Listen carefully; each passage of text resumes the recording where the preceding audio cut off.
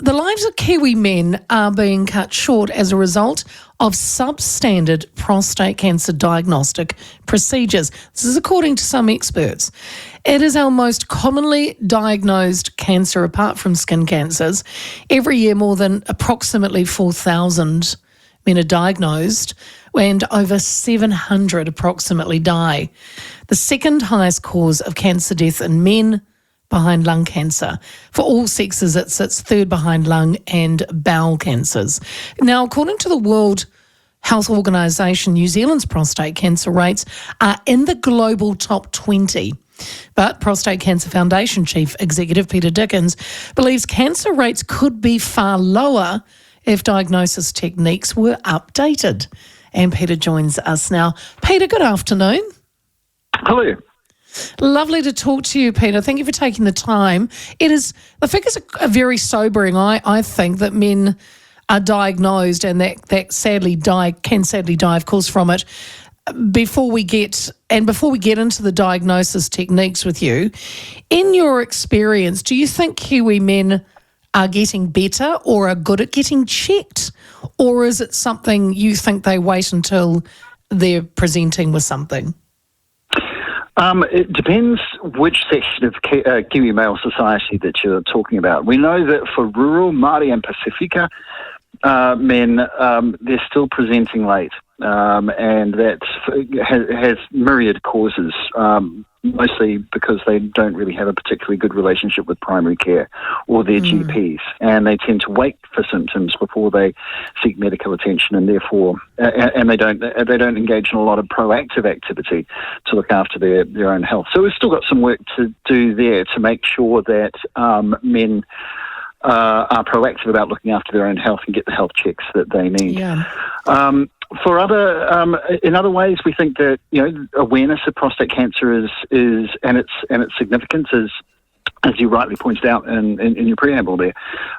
We think that it is increasing, and men are choosing to get themselves checked for prostate cancer. Unfortunately, it's not something that we can do in the prevention space. You can lower your risk of getting prostate cancer, but 1 in 8 Kiwi men will be diagnosed with prostate cancer at some time during their lifetime. So the real key is early detection, and that's why this story about the diagnostic pathway and early detection is so important.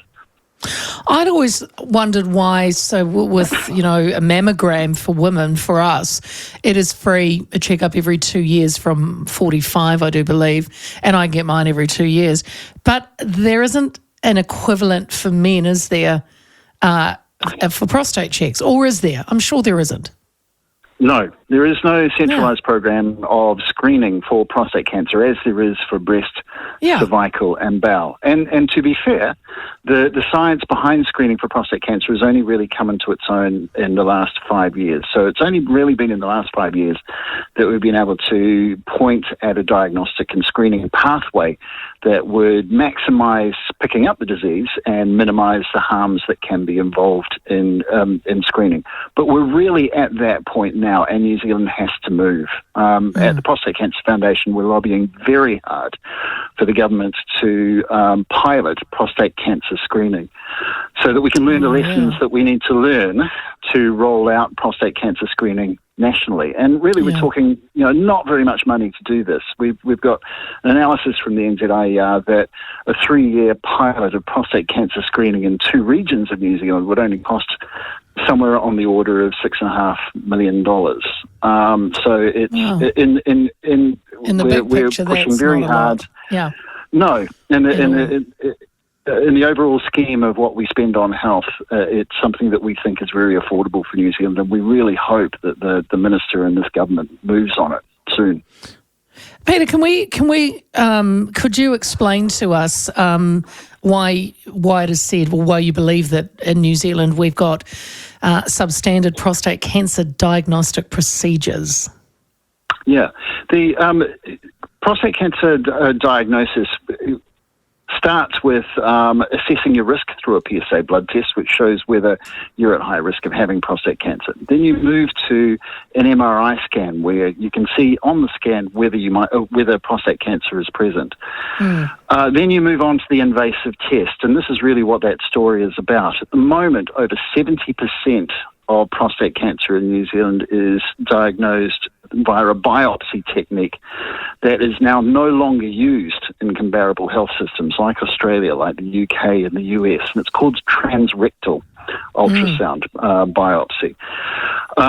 That is where there is a needle inserted through the rectum into the prostate gland to sample cells that you can see under the microscope, and you can tell how aggressive those cells are and how fast the cancer is going to progress. In other parts of the world, the needles go through the perineum between the anus and the scrotum. Neither of these things are particularly pleasant.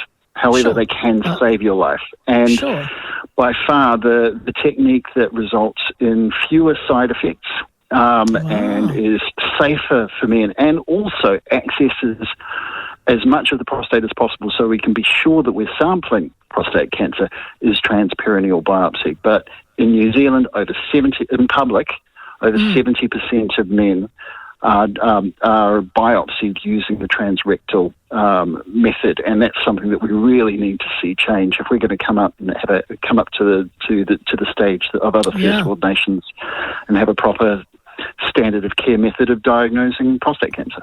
I mean, that's quite incredible, those numbers. The one that I saw on, from the Prostate Cancer Foundation, where only 29% of biopsies performed here in New Zealand just during 2021 were transperineal, compared to 80% in Australia. So I suppose the question is, why would it be, let me guess, funding is why we don't do it?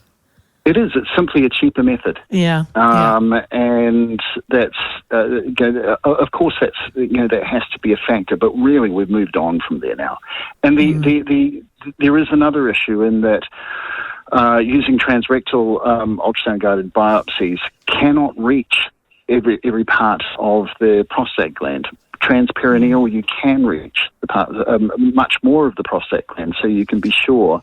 In essence, with transrectal, it is possible for a man to have a biopsy and be told that he doesn't have prostate cancer when in fact he is, because the cancer is hiding out in a place that they can't reach because they're going transrectally rather than transperineally. And that's something we really need to see change if we want to see outcomes improve.